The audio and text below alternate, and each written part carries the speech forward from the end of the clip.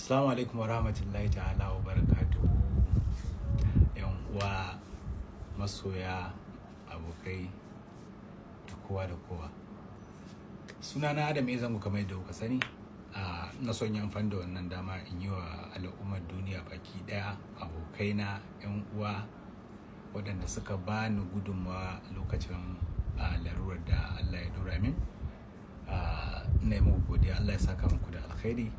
'Yan fim da masoya waɗanda ba ma 'yan fim ba, 'yan TikTok, 'yan duk abin da ya shafa harkar entertainment. Mutane da yawa sun zo, waɗanda ba su zo ba sun yi addu'a, sun kira wayoyi, kuma alhamdulillah hakan ma ya isa.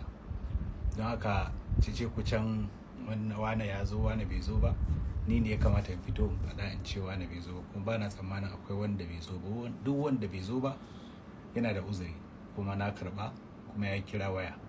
Wasu ma bayan sun kira wayan sun dawo daga uzurinsu sun nemi inda nake, sun zo mun gaisa, kuma sun yi addu'o'i da shauransu. Allah ya saka wa kowa da alkhairi.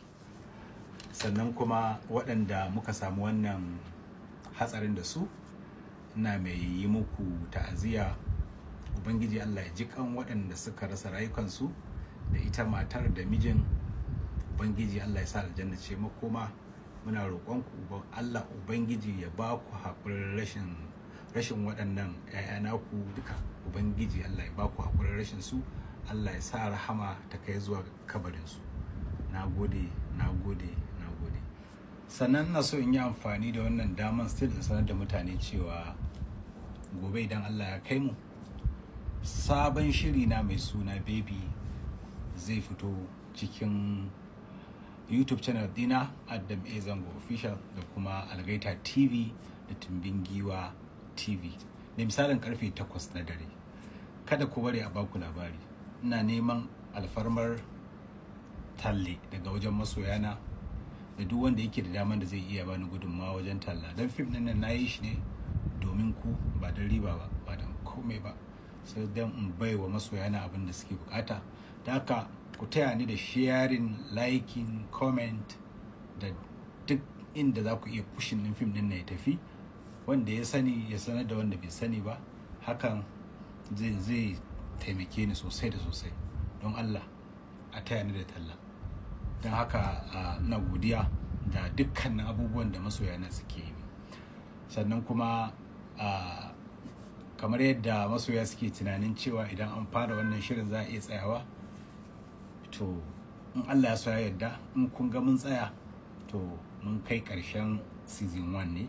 Shi ma mu dan ba da 'yan satuttuka mu dawo mu ci gaba da ɗora muku. Ba za mu tsayar da wannan shirin ba insha Allah har sai mun kai ƙarshen inda ya kamata a ce mun tsaya, sannan za mu tsaya. Na gode kuma mutanen da suka yi bani gudunmawa da shauransu, Allah ya saka muku da alkhairi.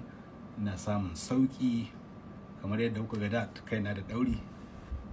Yanzu duk wanda ya gani ya san na ɗauko hanyar samun sauki.